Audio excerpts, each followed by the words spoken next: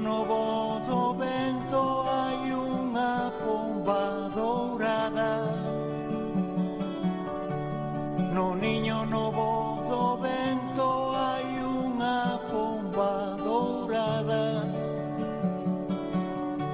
Quen poidera namorala, quen poidera namorala, meu amigo. O Concello de Ordes convoca o terceiro certame de poesía do día con motivo do Día das Letras Galegas. Unha iniciativa coa que o Concello pretende fomentar o hábito á lectura, ademais de rendirlle a súa particular homenaxe á figura de Uxío Novoneira, a quen este ano se lle dedica o Día das Letras Galegas. Hoxe contamos no apartado de literatura con Silvia Marín, concelleira de Educación, Mocidade e Discapacidade do Concello de Ordes, departamento que organiza e promove este certame conxuntamente coa Concellería de Cultura e Deporte. Moi boas tardes, Silvia. Boa tarde, Silvia. Hola, boa tarde a todos. Bueno, con estes xa son 3 anos os que o Concello ven convocando este certame de poesía. Enténdese que isto é debido á boa aceptación por parte dos veciños.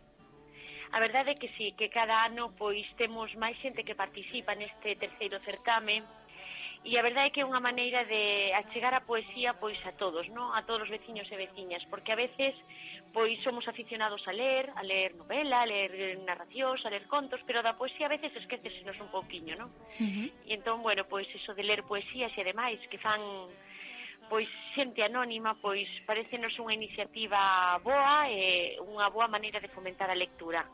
E a quen vai dirixido exactamente este certame? Quen pode participar? Pois pode participar quen queira, da edade que queira. É dicir, calquer persoa que lle apetezca un día pois que se senta e que escribe unha poesía, pois pode participar, porque de eso se trata, non? De fomentar o hábito de escritura, de lectura despois, de iniciativa, de creación, pode participar quen queira. E que características deben ter os textos que se presenten? Bueno, pois teñen que ser textos orixinais, por suposto escritos en lingua galega, non poderán superar unha extensión máxima de 50 versos, e isto non é así por capricho, sino que, claro, alongaríase moito actos e temos que ler poesías pois moi longas, non? Deben de ser os poemas mecanografiados, en letra Arial, de tamaño 12 a dobre espacio, poñeránlle un título, e, bueno, ten que ser pois original e inédito. E que premios se lle entregarán aos gañadores do certame? Pois temos 3 premios, bueno, temos 6 premios, 2 por cada categoría. Na categoría infantil, que é ata 12 anos, pois o primeiro premio é de 120 euros e o segundo de 100 euros. Na categoría juvenil, que vai de 13 a 16 anos, o primeiro premio é de 120 euros e o segundo de 100 euros.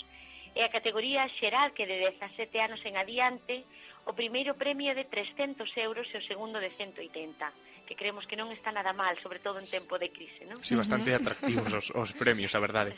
Sí. Bueno, a gala de entrega será na Casa de Cultura o vindeiro 18 de maio, xusto despois do Día das Letras Galegas. Que nos podía adiantar desa cita?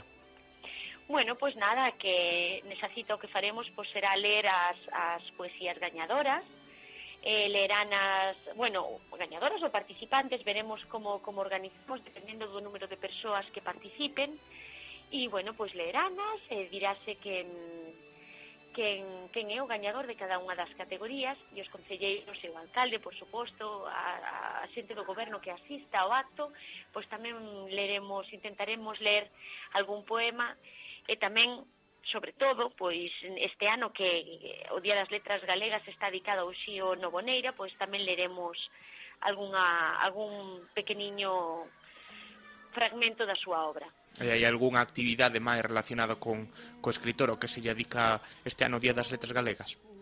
Sí, pois vai haber contacontos o día 13 de maio, como sempre, na biblioteca, vai haber tamén pequenos, obradoiros, danzas de instrumentos, é dicir, pois aproveitamos esa semaniña, non, pois para organizar unha serie de actividades, obradoiros, pois para conmemorar este día, non? Temos entendido que este ano tamén haberá un premio especial para os centros escolares neste certame de poesía.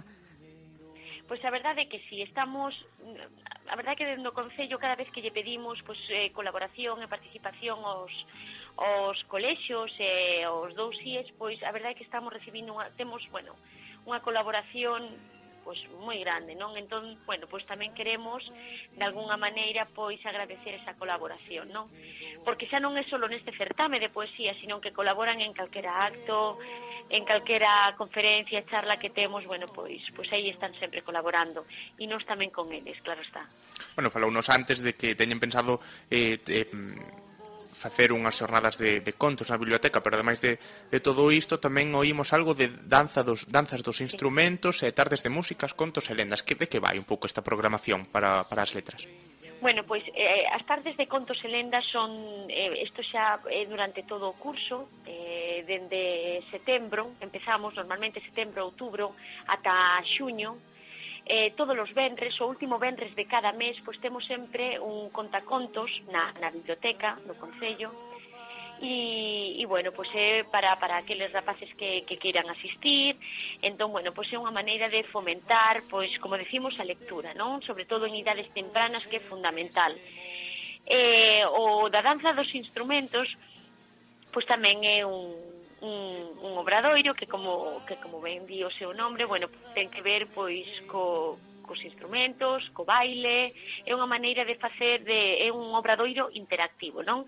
Que está dirixido pois a rapaces de 6 a 12 anos, porque como decimos, bueno, pois eles son nesta ocasión pois van a ser os grandes participantes, non? Nestas tardes de músicas, contos e letras que imos ter na honra, bueno, pois como celebración do Día das Letras Galegas.